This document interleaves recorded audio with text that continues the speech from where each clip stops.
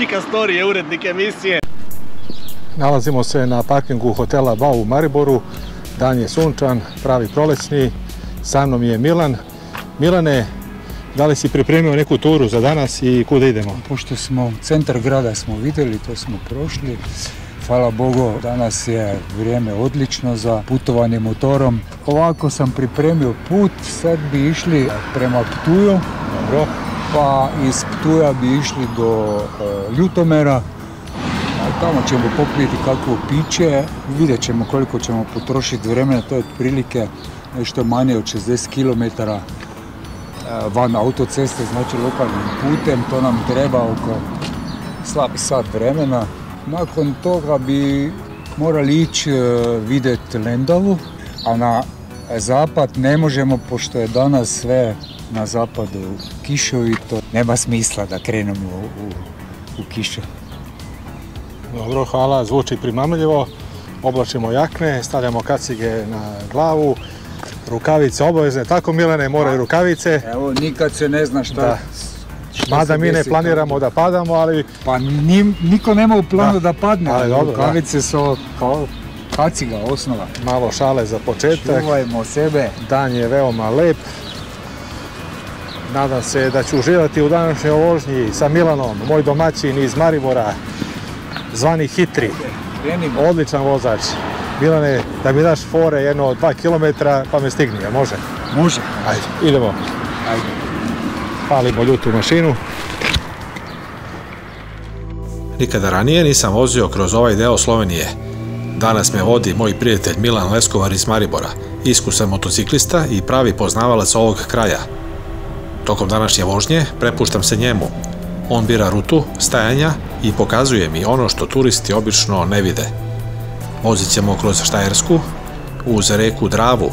Svratit ćemo najpre do jedne lepe lokacije u blizini Ptuja, gdje će mi Milan pričati o svom gradu. Očekuju nas zanimljive teme. Onda će me odvesti u jedan predivan restoran na ručak, nakon čega sledi vožnja preko Ljutomera do Lendave.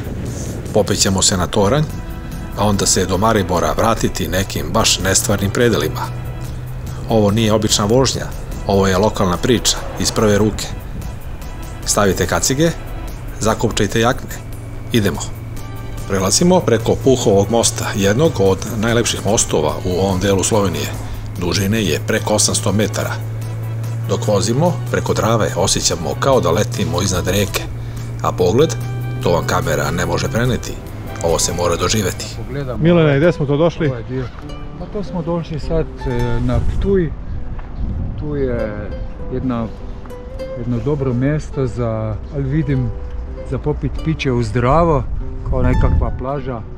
Ali vidim da radi tek sa 1. majem, tako da... Od 1. maja do 1. oktobra. Danas je baš pravo vreme za ovakve stvari. Ništa, ajde da pogledamo.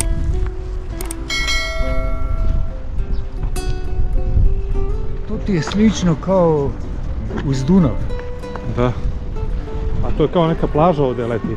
Gdje se kupe ljudi, ili ne? Pa sad da li se kupa, to ti ne znam reći. Ja to nisam vidio, ali sa čomcima idu. Milane, baš ti nedovoljno lijepo mjesto. Kada si bio ovdje posljednji put? Ali ima sad, mislim da 2-3 godine. Bio sam samo jedan put ili 2 puta ovdje. Tako da mi je sad kao prvi put. Da, mora da dođe Čika Story u Maribor da bi ti došao. Točno tako. Kaži mi, ti si rođen u Mariboru, tako? Baš tako. I tu si proveo ceo život? I tu ceo život. Malo sam se kretao po Mariboru iz juga na zapad, pa iz zapada opet na jug. I sada si na periferiji, imaš kuću, tako? A sad sam otišao na periferiju, da. Bio sam 60 godina, 55 baš u gradu, sad sam na periferiji. Evo, tražio sam malo čistog vazduha, mira, tišine. Gdje je sada pohor ovdje? Se vidi pohor? Ne znam jel ga vidimo ovdje. Mislim da je to, a? Pa trebalo bi to... Ali nisam 100%. Dobro. Ajde, znaš nešto o onoj tvrđavi gore? Ptujski grad. Ptujski grad, da. Maribor je jedini grad koji ima i planinski vrh, odnosno ima skijalište. Milane, koliko ima od centra Maribora do gondole, do podnožja, pohorja? Evo, baš iz centra grada je oko dobrih 4 km. pešice je to baš sat vremena ili 45 minuta, autobusom je 10 ili kolima te par minuta.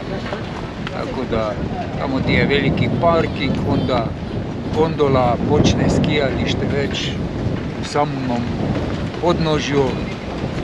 To nam je zvanična trasa za svjetski kup za žene, ali žao prije 2 godine, odnosno prije godinu dana, to su nam uzeli i prebacili u Kranjsku Goru, tako da je Slovenija još uvijek zadržala svjetski kup za žene. I zbog nedostatka snega, tako promijenilo se klima? Zbog klima? nedostatka snijega, toplih zima, prebacivalo se za posljednjih 10 godina, to je jedno 7-8 puta, tako da ili smo čak samo 3 puta imali za 10 godina, tako da nema više pravih zima kao što je nekad bilo. To je to. Ti si vjerovatno mnogo vremena proveo na tim stazama.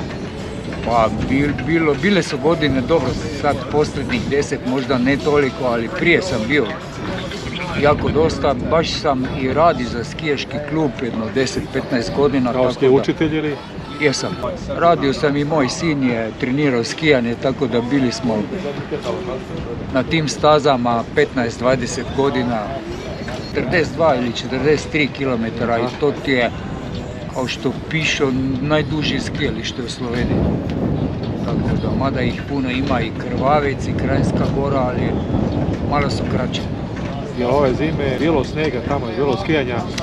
Bilo je skijanja, snega baš nije bilo mnogo, pao je jedno 2-3 put po 10 cm, to je bilo sve veštački sneg, tako da, ali šta ćemo drugo, svi skijaju na takvom snijegu i moramo se s tim složiti, nema druge ako hoćemo skijati. Bilo je jedno 2 do 3 mjeseca dosta dobrog skijanja. Ono što je palo i ono što su nabacali, dobro su bile sređivane pripremljene pruge, tako da moramo biti zadovoljni s time što imamo. Jel dolaze gosti iz inostranstva ili samo Slovenci? Ima i iz inostranstva, najviše ima iz Hrvatske, pošto im je to nekako blizu i nekako oko jezika se snađu lakše nego u inostranstvu, pogotovo kad imaju djeca slobodno, raspust, tako da.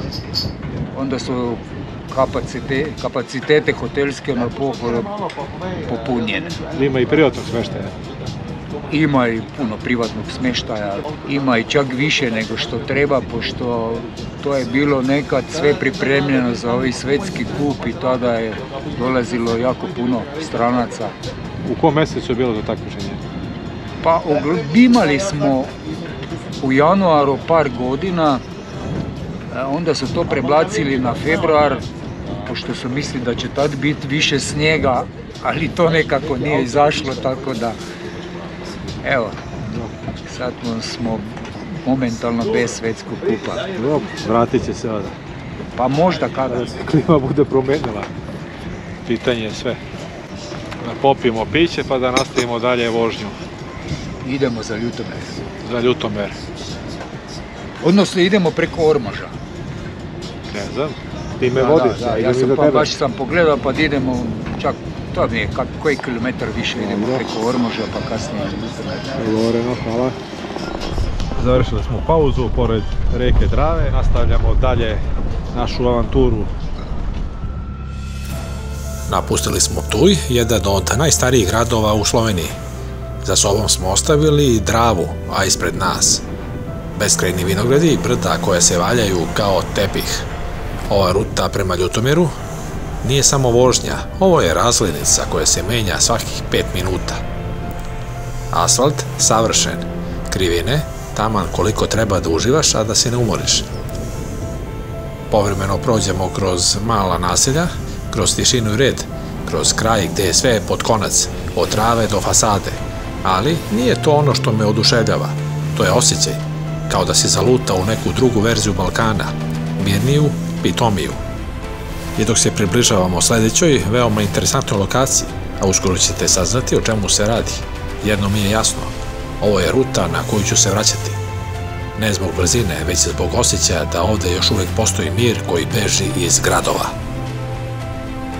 S leva pogled puca na jeruzalemske vinograde. Da, dobro ste čuli, Jeruzalem u Sloveniji. I da, tu se prave neka od najboljih belih vina u ovom delu Evrope. Ali nas ne zanima vino.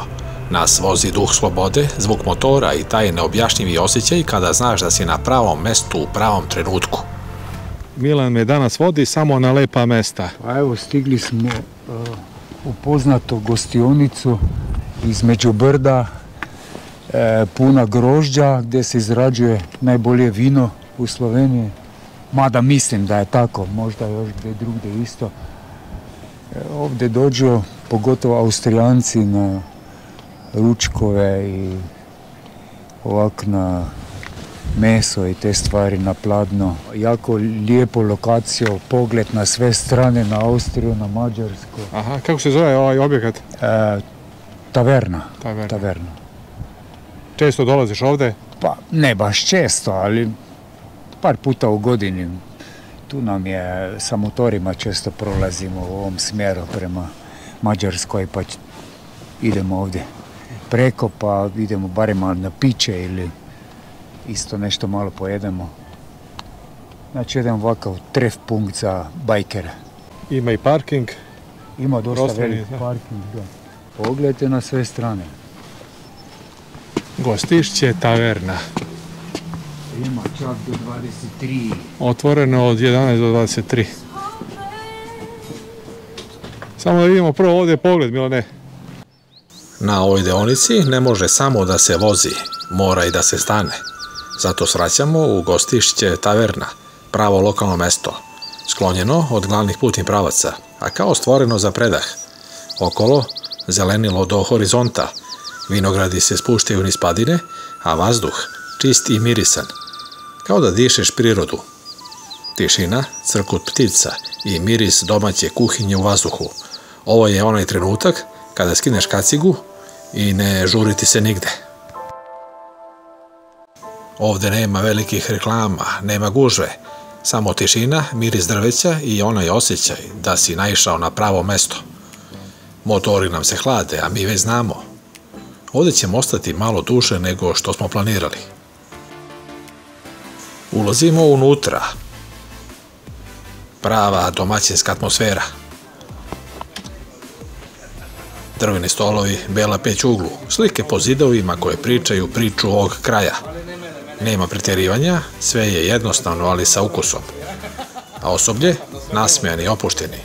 Vidiš da ovde ljudi dolaze godinama. Sešćemo, Milan će naručiti nešto što ovde mora da se proba i neće proći dugo, a sto će biti pun. Seli smo u tavernu, Milan gleda meni, jelovnik. Milane, jesi li odabrao nešto da lepo? Sad sam tek počeo čitati, tako da gazda je ponudio neke stvari, kao je sezonska supa iz čemaža, pa šparglje ima, to je ovak isto sezonski, a ostalo je nek pogledamo pa odaberemo šta ćemo. Domaća juha, glavno jelo i salata koje miriše kao da je upravo ubrana. Ovo nije restoran, ovo je kao da te neko primi u svoju kuću. I to je ono što čini ovakva mesta posebnim. Čega sve ima na meniju? Pa ima svašta, da ne čitam svega, neću završiti ovog dana.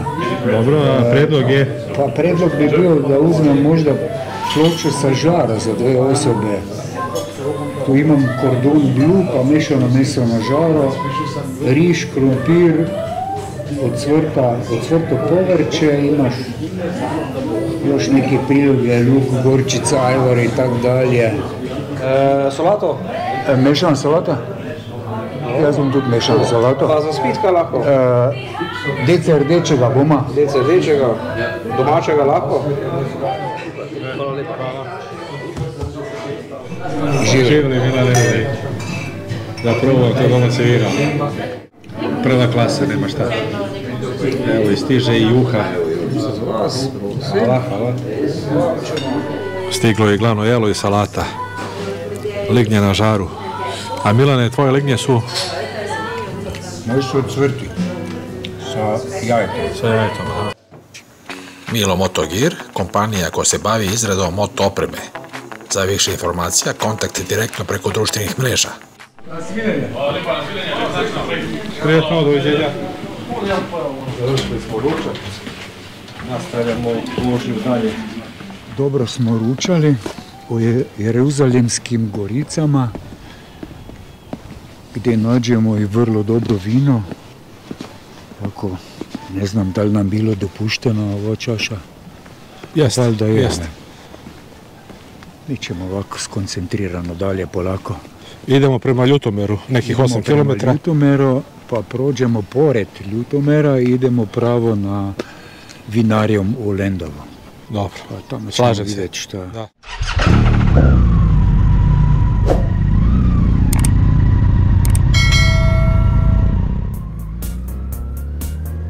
Nakon dobre hrane nastavljamo dalje prema Ljutomeru. Vožnja kroz ovo područje je kao film Blage krivine, zeleni brežuci, vinogradi koliko oko vidi i tu i tamo neko usnulo selo kroz koje samo protutnjimo. Milan se snalazi kao domaćin u sopstvenoj dnevnoj sobi. Zna svaki ugao, svaku krivinu i gdje treba stati. Vozi ispred mene i vidi se, ovo je njegova teritorija. Milan vozi BMW R 1250 GS, motor koji kao da je pravljen za ove puteve, a on, vidi se da ima kilometre u rukama, vozi samouvereno, ali opušteno.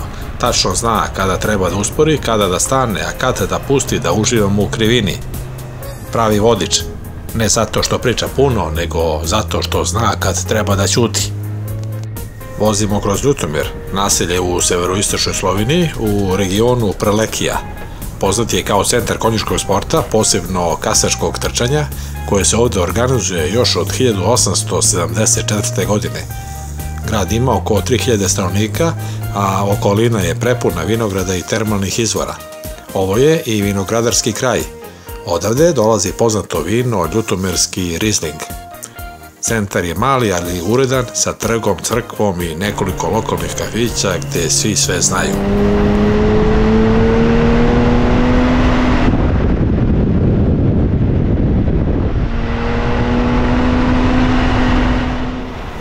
Prošlog leta, kod Peseta u Prilepu, upoznao sam motorist iz Ljutomera, međutim ovog puta nisam imao priliku da im se javim. Milan i ja nastavljamo vožnju prema Lendavi, krajnjem severoistoku Slovenije, tik uz granicu sa Mađarskom. Ova deonica je mirna, put vodi kroz sela, vinograde i široke ravnice. Asfalt je dobar, a saobraćaja skoro da nema, idealno za laganu vožnju i razgledanje. Region kroz koji prolazimo zove se Prekmurje, potpuno drugačiji je od ostatka Slovenije. Ravnije je, sporiji je i ima neku posebnu energiju. Ovdje živi i mađarska manjina, pa ćete primetiti dvojezične table i drugačiju arhitekturu kuća. Lendava je mali grad poznat po termama, vinu i najvišem vidikovcu u Sloveniji. Vinarium Tower, koji se uzdiže 53 metra iznad vinograda. Do njega se penjemo zadnjim kilometrima koji vode kroz redove loza, kao kroz tunel zelenila. Na vrhu kule pruža se pogled na čak 4 zemlje, Sloveniju, Mađarsku, Austriju i Hrvatsku. Vredi svakog kilometra i svakog stepenika ili lifta. Vidjet ćete uskoro o čemu se radi. Izvini, navigacija. Nismo stigli po glavnom putu, to je Nema veze, odlično. skoro je bio off-road. Ja sam se bojao za tebe, ipak imaš suva. Ide, da, suva, ali ide kao enduro. Dobar se. Da. Ja sam mislio da će biti problem tamo kad su kola došla. Ne, ma gdje je? To je marši kašalj. Isko sam si ti majstor, gledaj. Milane, gdje si me ovo doveo? Da li imam razloga za strah? Pa nema razloga, nego mi smo sad došli na krajnji istok Slovenije uz mađarsku granicu. Htio sam da vidiš ovaj toranj ovak u staklo. Jel toranj ima neku funkciju? Pa turističke, ovako, dođu Austrijanci i ostali turisti pa da malo pogledaju, vidi se u Mađarsku, Austriju, prema jugu dole, popnet ćemo se gore pa ćemo vidjeti kako daleko možemo danas vidjeti. Da bacimo pogled. Ali nisam ni znao, evo, ima čak i svjetski rekord ovdje u veličini kuvanja bograča. Tu je to, vidim je, čujem. Da, uvijek nešto novo se Evo zna. ima nešto i za ljubavnike. Mi smo ozbiljni ljudi, mi vozimo samo motore, sami putujemo. Za sada. Idemo gore. Idemo gore. Imam, ajde sken samo. Koja je cena? Sad ti je različito, ti si malo skuplji pošto sam mlađi, da. Ja sam malo jeftiniji.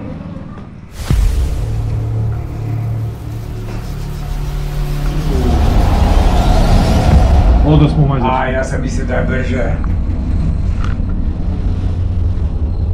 Odo smo mi u oblake.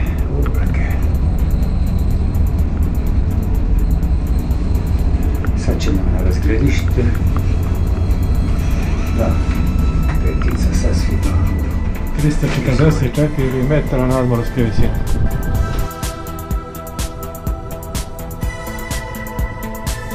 Tu je Zagreb. Mapa. Znači tu 10 negdje km Zagreb. je prema Zadru dole Karlovac. Rijeka 210 km. Odavde smo došli. Juče. Gradec, odnosno Grac, 96 km. Maribor 63. Triglav isto u tom pravcu, 203 km. Visina 2864 m. S ove strane je Mađarska. Budimpešta. Santa Andreja, Budimpešta 222 km. Đer 153 i ono je Austrija. A gdje je sad tačno granica Mađarske? Ja se vidi tu. Reka, tako je li reka? Granica. Morala bi biti, da. Morala bi biti reka. Gdje ćeš tamo? Došao je na red najznačajniji trenutak mototure Alpe Adria. Milan Leskovar, Maribor, lepi nalepnicu Čika Story. Jel će tu biti u redu? Trenutak koji je sanjao čitavog života, odlično. Na vrhu. Bravo majstore, svaka čast. Da ne smeta, ja. Koliko sam dužan?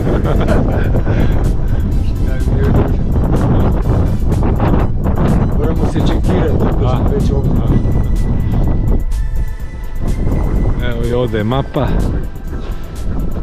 Baja 196, Kečkemet 248. Sve je tu, sve tako blizu, tako? Jeste, sada je sve blizu. I danas rijeka puna i sutra... I sutra nazad, da. Pa nije to ništa. Svaka čast. Pozivam Vedrana, Zdravo stari. prijatelja iz Zagreba. Ćao. Zdravo, šta radiš? Evo, baš sam bio na nekom sastanku, nisam se mogao javiti, rekao idete sad zvati, pa di si ti? Evo me u Lendavi na Tornju. 2 dana sam u Mariboru. Sutra prolazim pored Zagreba, idem za Dalmaciju, za Beograd na moru. Odnosno jedno mjesto Turanj, pored Beograda. Ako imaš vremena da se vidimo, ako nemaš, nikom ništa. A kada? Oko 12.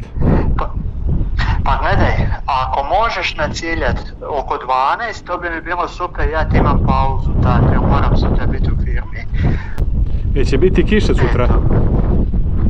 Pa sutra je nešto da, onako, veli malo ujutro kiše, pa nešto bi oko podneva trebalo stat, pa poslije opet, sad ne znam. Eto, šaljem ti adresu pa se čujemo, može? Hvala ti, važi, čao stari, bok. Ajde, čao, bok. 240 stepenika ukupno. A nema ništa. A tu je malo zavisno. Iza stakla gore je otvoreno. Gore duva veter, da. Dobro.